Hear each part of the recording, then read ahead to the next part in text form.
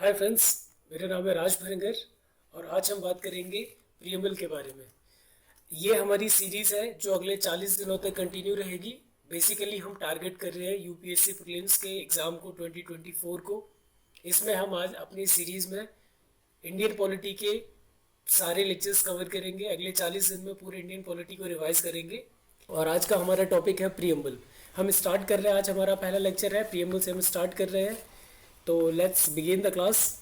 Preamble किसी भी constitution के लिए या किसी भी इंडियन कॉन्स्टिट्यूशन में प्रियम्बल को objective resolution of first prime minister Pandit Jawaharlal Nehru उन्होंने मूव किया था। ऑब्जेक्टिव रिजोल्यूशन इस पे बेस्ड है हमारी प्रियम्बल। ऑब्जेक्टिव रिजोल्यूशन उन्होंने मूव किया था। ऑब्जेक्टिव रिजोल्यूशन इस पे बेस्ड है हमारी प्रियम्बल। ऑब्जेक्टिव रिजोल्यूशन को मूव किया गया था 30 दिसंबर 1946 को, जो कॉन्स्टिट्यूएंट असेंबली ने 22 जनवरी 1947 को अडॉप्ट कर लिया। ओके, प्रियम्बल हमारी ऑब्जेक्टिव रिजोल्यूशन पे बेस्ड है, जिसे पंडित जवाहरलाल नेहरू हमारे first prime minister of India उन्होंने मूव किया था 30 दिसंबर 1946। दोनों डेट बहुत इंपॉर्टेंट है, आप इनको नोट डाउन भी कर सकते हैं। 13 दिसंबर 1946 एंड 22 जनवरी 1947। ओके, प्रियम्बल को बहुत ही फेमस जूरिस्ट N.A. पालकीवाला, आपने नाम सुना होगा, N.A. पालकीवाला, वो इंडियन प्रियम्बल को identity card of Indian constitution बोलते हैं। प्रियम्बल उनके according identity card of Indian constitution है। ये हम बहुत जल्दी जल्दी समराइज करेंगे चीज़ों को, जो इंपॉर्टेंट है एग्जाम के पॉइंट ऑफ व्यू से, हम उसी को देखेंगे और आप सारी चीज़ों को नोट डाउन कर सकते हो। मैं सारी चीज़ें बेसिकली लिखता भी जा रहा हूँ, आप इसको पॉज करके देख सकते हो या फिर आप हमारे टेलीग्राम चैनल से जुड़ के ये पीडीएफ आपको वहाँ पे फ्री ऑफ कॉस्ट अवेलेबल हो। फर्स्ट कंट्री है वर्ल्ड में USA. USA was the first country जिसने सबसे पहले अपने कॉन्स्टिट्यूशन में प्रियम्बल को ऐड किया था। तो बेसिकली जो इंडिया के कॉन्स्टिट्यूशन में प्रियम्बल को ऐड किया गया है वो हमने लिया है यूएसए से, because USA was the first country to add preamble in its constitution. ये ऑर्नामेंटल पार्ट है, ये कोई कंपलसरी पार्ट नहीं है, इसको ऑर्नामेंटल पार्ट बोला जाता है प्रियम्बल को। इसको समरी ऑफ कॉन्स्टिट्यूशन भी कहते हैं, it's called summary of constitution. ठीक है, this is customary not compulsory. जरूरी नहीं है कि अगर रिटेन कॉन्स्टिट्यूशन है तो वहाँ पे आपको प्रियम्बल मिलेगी ही मिलेगी, ऐसा कुछ भी नहीं है। ये कस्टमरी प्रोविज़न है, हो भी सकता है और नहीं भी हो सकता है। एक बहुत ही फेमस जूरिस्ट है डी बसु, आपने नाम सुना होगा इनका, डी बसु। इनकी एक बुक भी आती है बहुत फेमस, इंडियन कॉन्स्टिट्यूशन करके, introduction to the Indian constitution. उनके according preamble of India, preamble contains philosophy of constitution. It contains philosophy of Indian constitution. Okay, मैं आईसी लिख रहा हूँ इसको, बट आप आईसी मत लिखिएगा, Indian constitution, it's called IC. मैं ऐसे सॉफ्ट फॉर्म में लिख रहा हूँ इसको, इंडियन कॉन्स्टिट्यूशन। ठीक है, basically preamble contains the philosophy of Indian constitution. Philosophical aspect को कवर करती है कॉन्स्टिट्यूशन की। ये समरी है, जैसे प्रीफेस होता है किसी की बुक का। अगर हम कोई भी बुक पढ़ने जाते हैं तो उसके अंदर प्रीफेस दे रखा होता है, उस प्रीफेस में हम पढ़ के जान पाते हैं कि इस बुक के अंदर क्या है, what is written inside the book. तो इंडियन कॉन्स्टिट्यूशन में जो प्रियम्बल है, it denote the same thing. Preamble पढ़ के हम बता सकते हैं कि इंडियन कॉन्स्टिट्यूशन की बेसिकली फ़िलोसफी क्या है। ओके, तो इसकी फ़िलोसफिकल एस्पेक्ट को, ये ऑर्गन्स ऑफ गवर्नमेंट के फ़िलोसफिकल एस्पेक्ट को गवर्न करती है। अभी मैंने बताया ऑर्गन्स ऑफ गवर्नमेंट, जैसे कि हमको पता है there are 3 organs of government, that is legislature, another one is executive and third one is judiciary. These are the 3 organs of, ये इन एस्पेक्ट्स को, इसके फिलोसफिकल एस्पेक्ट्स को डिनोट करती है। गवर्नमेंट क्या है हमारे यहाँ आपको पता ही है, there are 3 type of government, that is central government, state government and local government. Local government are of 2 type, one of rural government, rural, another one is urban. Rural में जिसे हम बोलते हैं पंचायत, हम अपने आगे आने वाले लेक्चर्स में देखेंगे 73rd and 74th amendment act, urban that is municipalities. Okay, आइए अब हम चलते हैं प्रियम्बल के ऊपर। प्रियम्बल क्या है बेसिकली? सामने आपकी स्क्रीन पर प्रियम्बल दिख रही है। Preamble it like we the people of India. हम इसको 3 पार्ट में पढ़ेंगे। We the people of India having solemnly resolves to constitute India into a sovereign, socialist, secular, democratic republic and to secure to all its citizens। एक ये part हो गया हमारा। ये पार्ट डिनोट करता है nature of Indian polity. Nature of Indian polity, ठीक है, जो भारत का पॉलिटिकल सिस्टम है उसका नेचर क्या होगा, ये पार्ट इस चीज़ को डिनोट करता है। अदर पार्ट है सेकंड, जब हम इसको आते हैं, आप स्क्रीन पर देख पा रहे हैं, सेकंड पार्ट है to secure to all citizen justice. There are keywords, आप इनको ध्यान दीजिएगा। Justice, liberty, equality, fraternity. Okay, ये हैं गवर्नमेंटल वैल्यूज़, या फिर हम इन्हें बोल सकते हैं एम्स टू अचीव। ये गवर्नमेंटल वैल्यूज़ हैं, या फिर इनको हम बोल सकते हैं एम्स टू अचीव।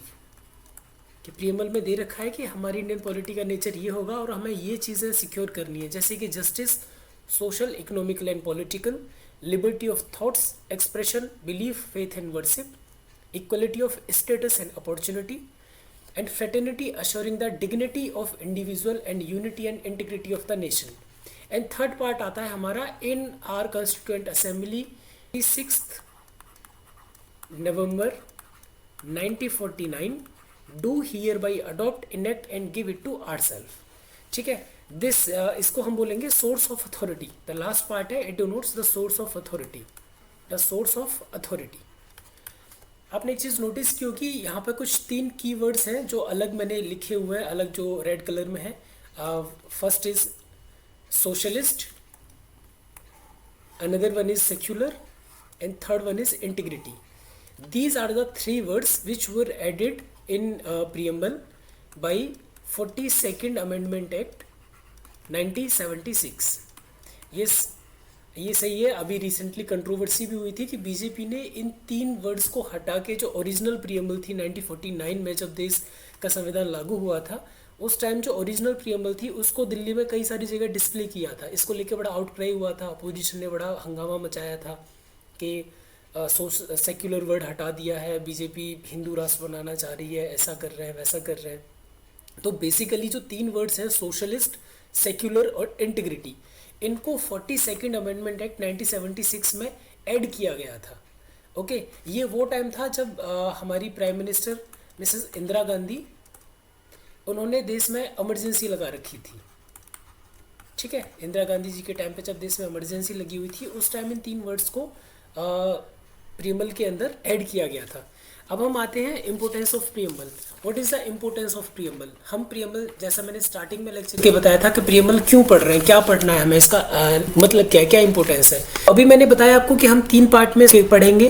फर्स्ट, ये नेचर ऑफ इंडियन पॉलिटी बताता है, नेचर ऑफ इंडियन पॉलिटी बताएगी। ओके, जैसा मैंने बताया, we the people of India having solemnly resolved, ये नेचर ऑफ इंडियन पॉलिटी है।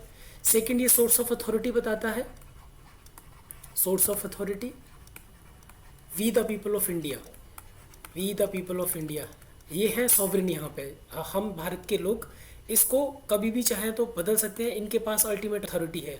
हम प्रियम्बल को चेंज कर सकते हैं, कॉन्स्टिट्यूशन को चेंज कर सकते हैं, फॉर्म ऑफ गवर्नमेंट को चेंज कर सकते हैं। जो भी हमारे यहाँ रिप्रेजेंटेटिव फॉर्म ऑफ गवर्नमेंट है, हम इसको चाहें तो प्रेसिडेंट फॉर्म ऑफ गवर्नमेंट भी ला सकते हैं, या जो अभी चल रहा है इसको कंटिन्यू भी रखने दे सकते हैं। थर्ड है, it denotes, it reflects the philosophy of constitutional makers, philosophy of constitutional makers, इसका इंपॉर्टेंस है। हम अभी इंपॉर्टेंस की बात कर रहे हैं।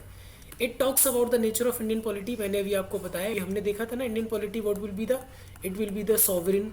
ये वर्ड्स है, 5 वर्ड्स है, याद कर लीजिए इनको या नोट डाउन कर लीजिए। Sovereign, then socialist, third one is secular, then democratic and republic. ये Indian nature of Indian polity है।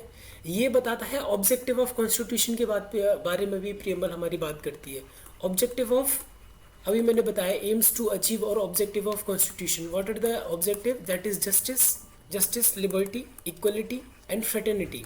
And another point is that कि if there will be any ambiguity in interpretation of any clause और any article of the Indian constitution then we can look towards the preamble. ऐसा supreme court of India ने S R मुंबई versus union of India case में बोला था कि preamble का सिर्फ काम ये नहीं है कि वो प्रीफेस नहीं है, समरी नहीं है, ठीक है। If there will be any ambiguity in the interpretation तो हम प्रीएम्बल की तरफ देख सकते हैं कि उसका बेसिक नेचर क्या है, ठीक है। अब हम बात करेंगे नेचर और वैल्यूज़ की, जो भी हम बात कर रहे थे अभी आपसे। इंडियन पॉलिटी का नेचर क्या होगा, जैसा अभी मैंने बताया आपको, इंडियन पॉलिटी का नेचर होगा it will be sovereign, okay, it will be socialist, it will be secular. ये वर्ड्स बहुत इंपॉर्टेंट है, आप इनको याद कर लीजिए, ठीक है, और लिख भी सकते हैं आप इसको। Democratic and republic. And what are the guaranteed values? Guaranteed values is the justice, justice of 3 type of, हम देखेंगे, सोशल, इकोनॉमिक एंड पॉलिटिकल, ठीक है, socio economic and political.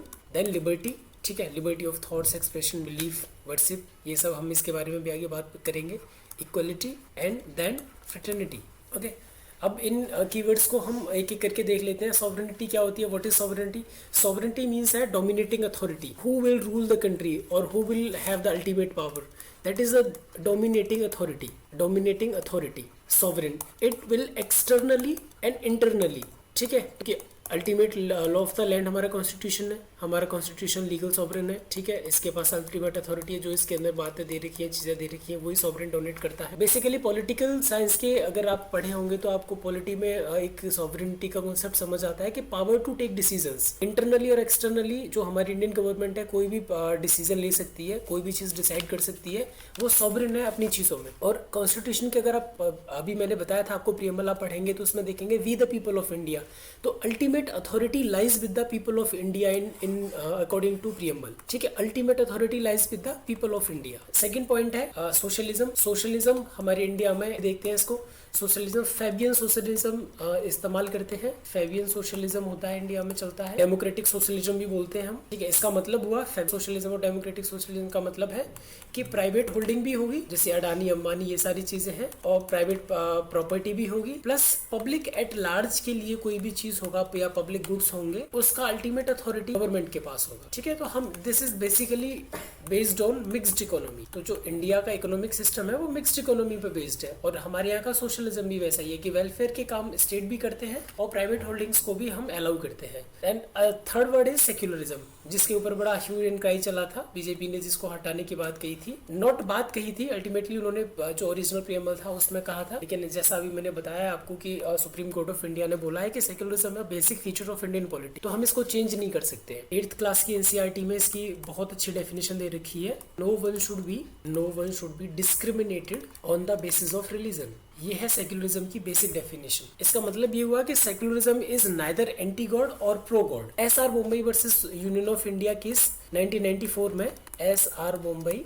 Versus union of India 1994, supreme court ने बोला था कि secularism basic feature है, इसका इंडियन कॉन्स्टिट्यूशन का बेसिक फीचर है। ये सेम चीज जो जस्टिस सीकरी थे, अगर आपने नाम सुना हो तो आपको बता देता हूँ मैं, जस्टिस सीकरी ने केशवानंदा भारती केस में भी सेम बात बोली। केशवानंदा भारती केस में बहुत फेमस केस है, आगे हम पढ़ेंगे इसके बारे में। केशवानंदा भारती केस में बोला था कि secularism is a part of basic structure, ठीक है। नेक्स्ट आता है डेमोक्रेसी। डेमोक्रेसी क्या होता है आपको पता ही होगा, अब्राहम लिंकन का बहुत फेमस कोट है कि democracy rule of people for the people by the people, rule of people for the people, बचपन से हम सुनते आ रहे हैं ये वाला, तो for the people and by the people, इसको हम डेमोक्रेसी बोलते हैं। लोकतंत्र मीन्स कि अल्टीमेट अथॉरिटी जनता के पास होगी, जनता अपना रूलर खुद डिसाइड करेगी, खुद चुनेगी, ओके।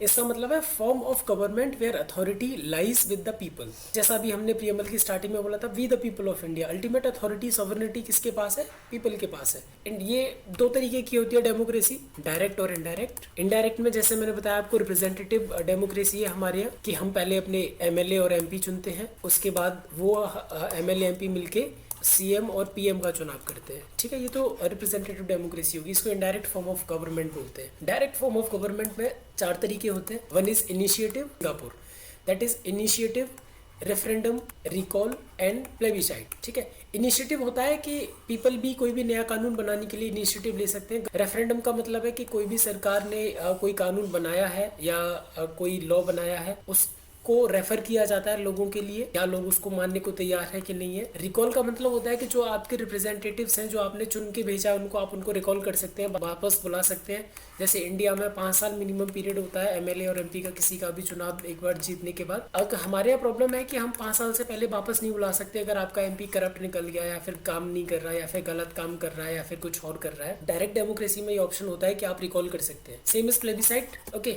यहाँ पे भी जनता इज अल्टीमेट अथॉरिटी। अब हम देख रहे हैं रिपब्लिक क्या होता है। मैं आपको बताया था, लास्ट पॉइंट है जो नेचर ऑफ इंडियन पॉलिटी का, रिपब्लिक का मतलब होता है कि head of government will be elected one. जैसे इंडिया में हेड ऑफ गवर्नमेंट कौन है, that is president, and president is elected one. हमारे यहाँ मोनार्की नहीं है जैसे ब्रिटेन में चलती है, ठीक है, कि राजा का बेटा राजा होगा, राजा का बेटा राजा नहीं होगा, ठीक है, राजा का बेटा राजा नहीं होगा। हमारे यहाँ ऐसा नहीं है, कोई भी बन सकता है। जैसे द्रौपदी मुर्मू हमारी पहली ट्राइबल वीमेन है प्रेसिडेंट बनने वाली। ऐसा है कि रिपब्लिक में सेम चीज होता है कि स्टेट है where the supreme power held by the people, ठीक है, and their elect representatives and which has an elected nominated president, ठीक है, इलेक्टेड है वो सारा चीजें आप चुनाव करके लाते हैं हर 5 साल के लिए। जैसे होता है हमारे हर 5 साल पे हम करते हैं, तो हेड ऑफ गवर्नमेंट है वो इलेक्टेड होगा। आपको एक अच्छी बात बता दूं कि रिपब्लिकिज्म के बारे में आपने देखा होगा कि हम बात करते हैं कि रिपब्लिकनिज्म और Republic is a western concept, ऐसा कुछ नहीं है। अगर आपको पता हो तो ऋग्वेद के बारे में तो सब जानते हैं। ऋग्वेदा द ओल्डेस्ट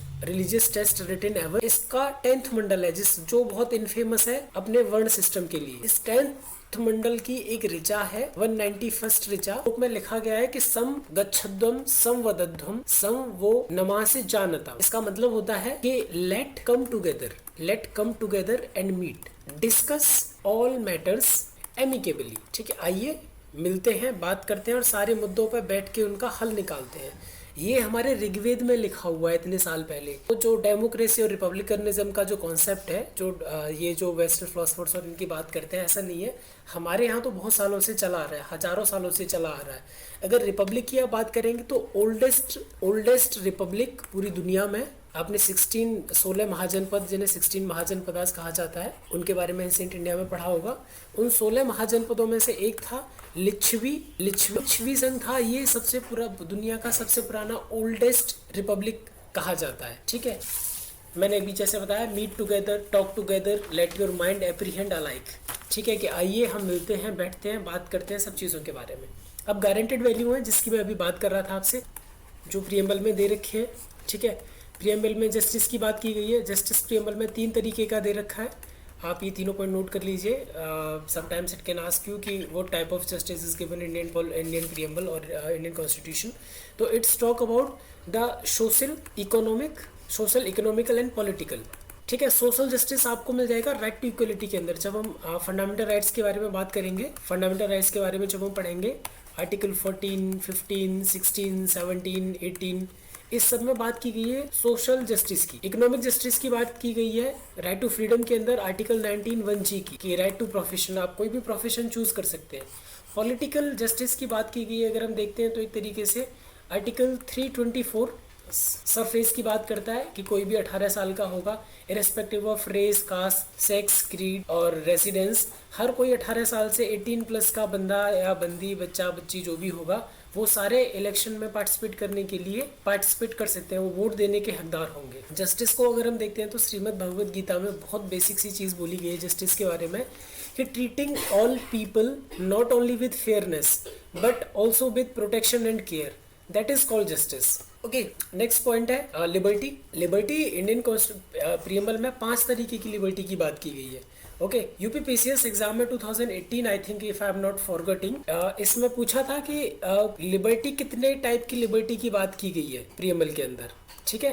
तो 5 तरीके की लिबर्टी की बात की गई है। Liberty of thoughts, liberty of expression, liberty of belief, liberty of faith and worship. ये 5 तरीके की लिबर्टी की बात की गई है इंडियन प्रीएम्बल के अंदर। इसका मतलब ये नहीं होता कि absence of arbitrary powers. Okay, now let's come to the next point, that is liberty. 2018 में यूपीपीसीएस में, if I'm not forgetting, पूछा गया था कि types of liberty has been given in Indian Constitution.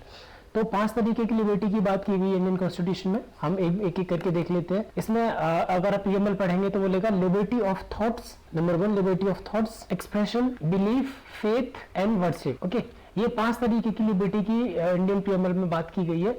Liberty का मतलब ये नहीं होता कि absence of anything, it is about liberty is absence of arbitrary power. आपको सरकार कुछ भी करने की छूट देती है, आप कुछ भी कर सकते हैं, but that must be come under social things और रूल रेगुलेशंस और उनके अकॉर्डिंग होना चाहिए। अगर पॉलिटिकल साइंस के आप स्टूडेंट होंगे तो आपको पता होगा 2 तरीके की लिबर्टी होती है, नेगेटिव लिबर्टी और पॉजिटिव लिबर्टी। ओके, हम इतना डीप में नहीं जाएंगे इसमें। लिबर्टी की क्यों जरूरत है, इंडियन कॉन्स्टिट्यूशन में प्रीएम्बल में क्यों दे रखा है लिबर्टी को?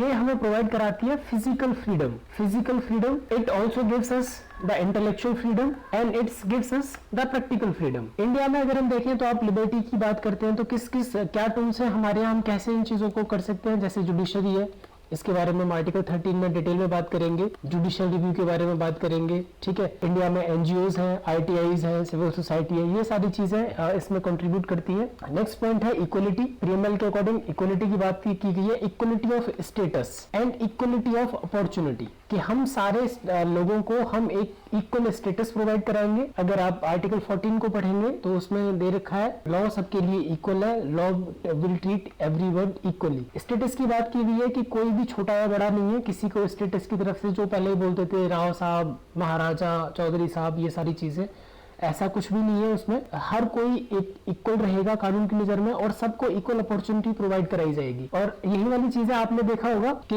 इक्वलिटी की जब हम बात करते हैं तो हम रिजर्वेशन का भी पॉइंट आता है एक, तो इंडियन कॉन्स्टिट्यूशन में रिजर्वेशन का भी प्रोविजन है जो हम आर्टिकल 15-16 में अपने आगे आने वाले लेक्चर्स में पढ़ेंगे। रिजर्वेशन का बेसिकली कॉन्सेप्ट क्या है? That is reasonable discrimination, that is the equality of outcomes. ये भी इक्वलिटी की बात करता है। रिजर्वेशन हम क्यों दे रहे हैं? क्योंकि वो आउटकम्स की बात करेगा। इक्वलिटी ऑफ आउटकम्स की बात करेंगे तो हम रिजर्वेशन के बारे में बात करेंगे। हम आगे आने वाले अपने लेक्चर्स में आर्टिकल 15-16 के अंदर देखेंगे रिजर्वेशन का क्या है। एक यूएसए के बहुत फेमस प्रेसिडेंट थे, आप सबने शायद नाम सुना होगा उनका, जॉन एफ कैनेडी। उन्होंने बोला था कि all of us did not have equal talent, all of us did not have equal talent, but all of us should have an equal opportunity to develop our talent. Okay, तो जो equality का concept वहीं से लिया है हमारे Indian constitution में भी। मैंने बताया अभी आपको प्रीएम्बल में बेसिकली लिखा हुआ है equality of status and equality of opportunity. Okay, हम ये सारी चीजें बात कर ली है। अभी एक लास्ट पॉइंट बचा है हमारा, फ्रेटर्निटी की बात करते हैं। फ्रेटर्निटी, भाईचारा रखना है हमें सब लोगों के बीच में, किसी को भी किसी भी जाति, धर्म, वेशभूषा और नॉर्थ और साउथ और ईस्ट और वेस्ट, इसके बेसिस पे हम डिस्क्रिमिनेट नहीं करेंगे। ठीक है, लोगों को यूनिटी में रखेंगे। मैं आपको बताया था कि इंटीग्रिटी वर्ड 1976 में ऐड किया गया था 42nd अमेंडमेंट एक्ट के थ्रू। इसका ये मतलब है कि लोगों के बीच भाईचारा बना के रखेंगे, जिससे कि सोसाइटी में, समाज में एमिकेबली चीजें हो और सुचारू रूप से बढ़िया तरीके से चीजें चलती रहें। एक बेसिक सवाल आता है, कई बार आई थिंक सवाल पूछा भी गया है। क्वेश्चन इज लाइक दिस कि, एक मिनट मैं स्क्रीन चेंज कर लेता हूँ। क्वेश्चन इज लाइक दिस कि क्या प्रीएम्बल कॉन्स्टिट्यूशन का पार्ट है? क्या प्रीएम्बल कॉन्स्टिट्यूशन का पार्ट है? तो सुप्रीम कोर्ट ने अपने वेरियस जजमेंट्स में इसके बारे में बताया। मैं आपको 2-3 केसेस के बाद नाम बता देता हूँ, आप नोट डाउन कर लीजिएगा या फिर आप इसको मेमोराइज कर लीजिएगा। सबसे पहले बात आई थी बेरूवरी केस में, क्या प्रीएम्बल कॉन्स्टिट्यूशन का पार्ट है कि नहीं। 1960 बेरूवरी केस था। बेसिकली आपको बहुत शॉर्ट समरी बता देता हूँ कि बेरूवरी एक इनक्लेव है वेस्ट बंगाल में। इंडिया और पाकिस्तान जब बंटवारा हुआ था तो बेरूवरी इनक्लेव के ऊपर बात चल रही थी कि इसको बंटवारा कैसे किया जाएगा। तो इसी को लेके सुप्रीम कोर्ट में केस गया था। वहां पे एक ये मुद्दा ये भी उठा था कि क्या प्रीएम्बल इसका पार्ट है कि नहीं।